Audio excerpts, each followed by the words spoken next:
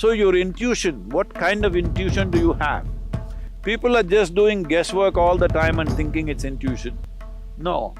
If you want to develop intuition, if you spend a lifetime paying attention to this, still what you know is very little. But if as you become more and more conscious, you determine the biochemical algorithms.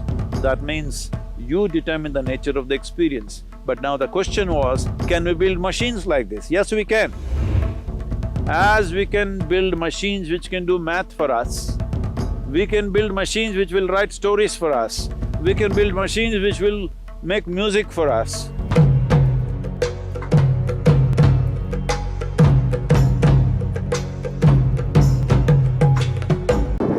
Experts say that human intuitions are essentially biochemical responses of our body.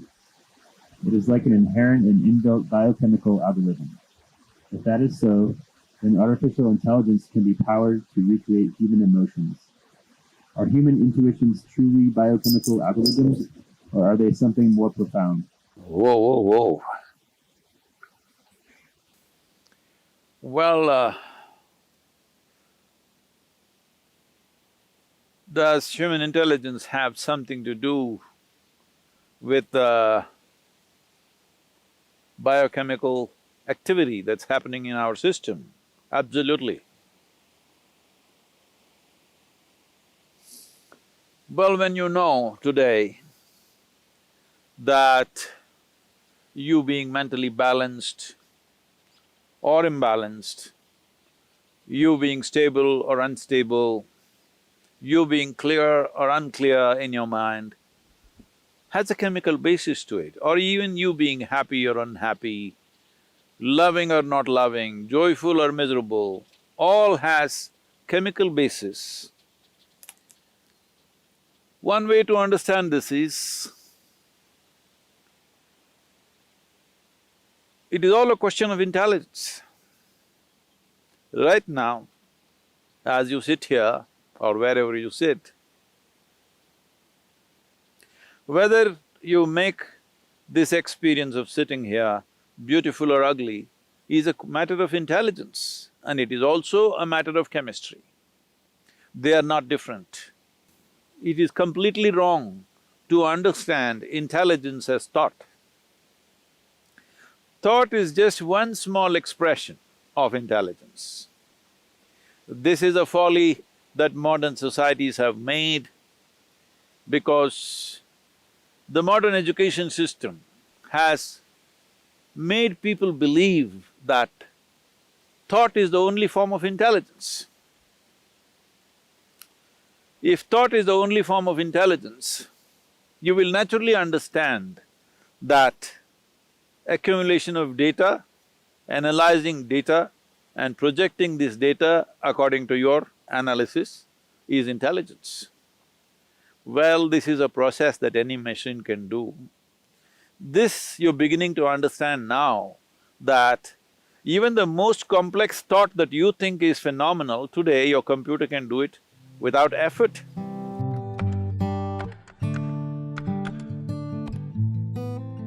Do you see a simple calculator can do more mathematics than your teacher can do? Your computer can do much more mathematics than any mathematician can do.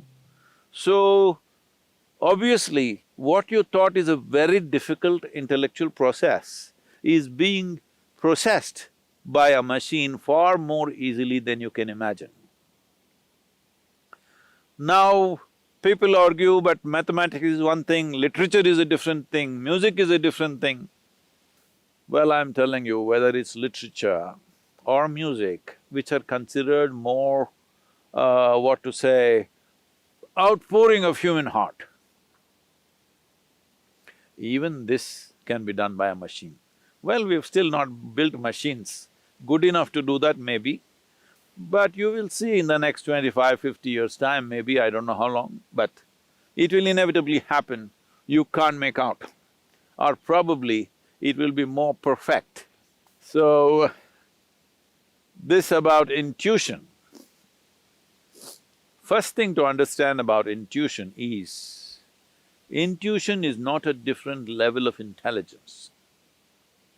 Intuition is just simply a different level of computing. That is, let us say, let me make it very simplistic for you, just for the sake of understanding. Right now, let's say you had a child or you had an infant who has grown up just inside a room, never seen outside. Suddenly you bring him out and show him this tree. You know what he's doing? He's gathering data, color, form, the way it moves, the way it is. He's just taking up data through his sense organs. Let him watch this tree for a few minutes. Let's say he has grown up after some time and you ask him to, let's say, depict a tree, most probably he will depict it nearly 90% right. But now the process of assimilating the tree in his mind is not logical. He is not saying the leaf is 5 centimeters by 7 centimeters, the color is this kind of green, which is a combination of that, that and that. No, there is no logical assimilation, it's intuitive. Simply just like that, the picture comes to his mind. Because all the data is there, processed, and jumps all the steps of 1, 2, 3, 4 and just gets there. So intuition is just that your computing is in such a way that you don't go through the logical process every time. So intuitive means your computing is skipping the logical steps and arriving at the answer, which is definitely a more sensible way to conduct your life. Is this just a biochemical algorithm? Well, I would say 100% yes. So, when we say biochemical algorithm, it is in a constant flux, you can set it the way you want. By genetics, by culture, by external influences, it's set one way. But if you are conscious, you can set it in another way. So is it just biochemical algorithms? When you say it is just, you are thinking that, am I just a mechanical process? Well, there is a mechanism. The question is whether this mechanism is conducted consciously or not. Right now, there is an intellect, there is an intuitive dimension, and there are deeper levels of intelligence, which is the basis of the making of the creation itself, the very source of creation. That intelligence is also embedded within you. The question is only at what level of access are you? Say, everybody has an arm like this, all right? Now, can everybody use their arm the same way? No. Different people use it different ways. Somebody is a ball player, he uses it one way. Somebody is a writer, he uses it another way. Somebody is an artist, he uses it another way. Somebody is a yogi, he uses it another way because you have figured out certain aspects of life, somebody else has figured out another aspect of life. Depending upon how you apply yourself, accordingly, your biochemical algorithm is constantly changing. It is not a set process. Well, there are certain settings, because otherwise you won't have a starting place. Like I already said, genetics, cultural influences, samskriti, that is generations of learning that's happened within you. All these things put together, there is a certain algorithm, but it is not set, it is fluid. You can change it every moment of your life. So your intuition, what kind of intuition do you have? People are just doing guesswork all the time and thinking it's intuition. No.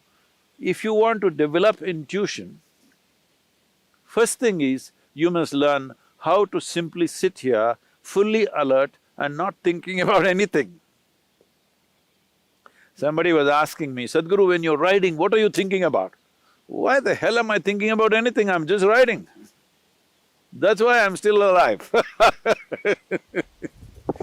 because the kind of risks that I've taken on two wheels, I'm still alive because I don't think a damn thing.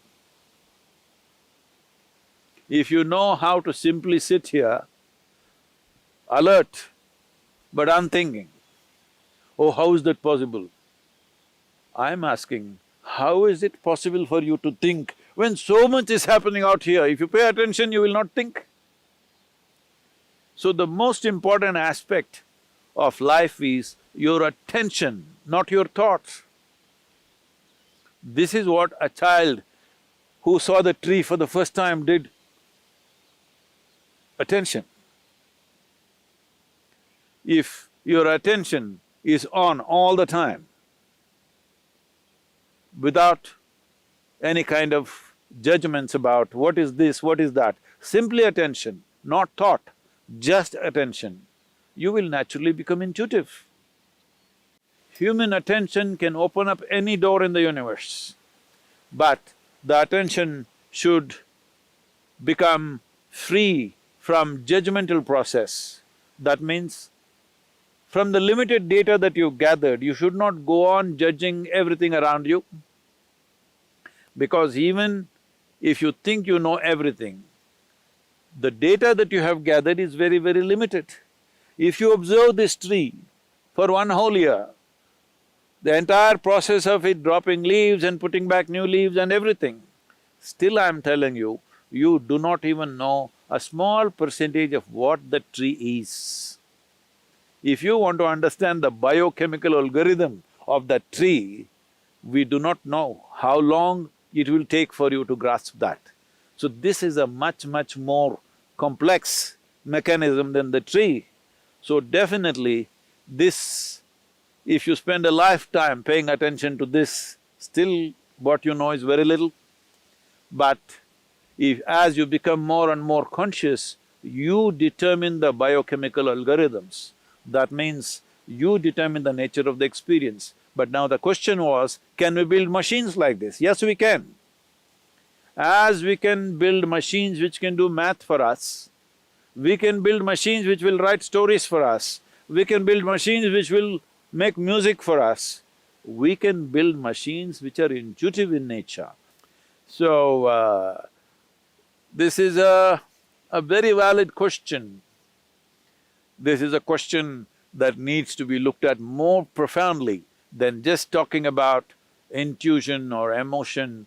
It needs to be looked at as a life process, because life process is such, there is no separation between intelligence, intuition, thought, beat of the heart, function of the liver, function of the kidney, or what the spleen is doing, what the brain is doing, there is no differentiation. It is one seamless function. To grasp it that way is most important. Only then you will know life, only then you will experience life to its fullest.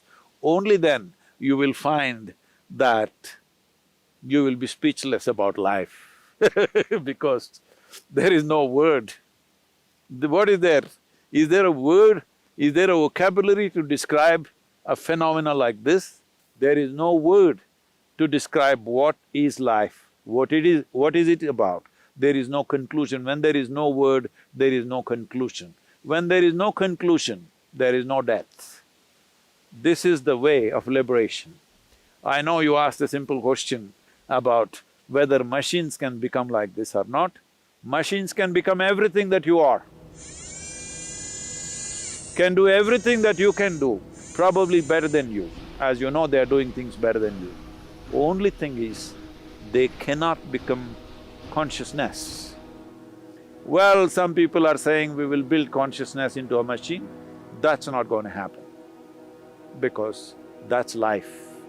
What you call as consciousness is the essence of life, that which cannot be described, for that which we don't have a word to say what it is, that which is that indescribable force which makes everything happen.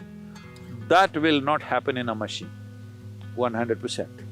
The incident involving the robot at the Gumi City Council in South Korea has garnered significant attention due to its peculiar nature and the implications it carries for the future of robotics. The robot, which had been functioning as an administrative assistant since August 2023, was discovered in a non-operational state after apparently falling down a 2-meter staircase. Witnesses reported seeing the robot moving erratically before the fall, suggesting a malfunction or a software issue, though the exact cause is still under investigation. This robot, produced by Bay Robotics, a startup based in California, was unique in its ability to autonomously navigate multiple floors of the building by calling and using elevators. It performed various tasks such as delivering documents, promoting city events, and providing information to residents. It was even issued a civil service officer card symbolizing its integration into the human workforce of the city hall.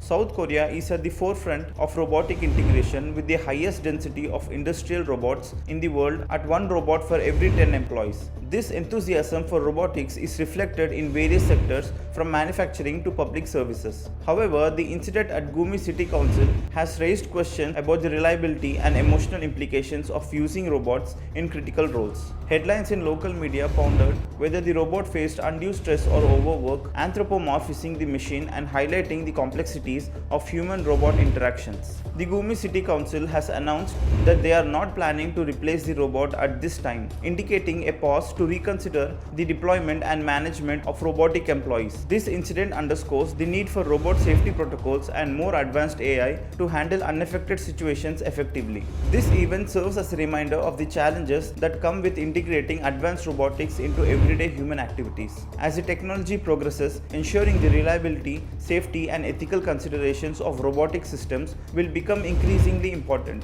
The development of humanoid robots like the Tesla bot and others represent a significant technological advancement with the potential to transform numerous aspects of daily life and industry. These robots are designed to work alongside humans, enhancing productivity and safety while also opening new possibilities for human-robot collaboration. As these technologies continue to evolve, the integration of humanoid robots into society will likely become more widespread, bringing both exciting opportunities and new challenges.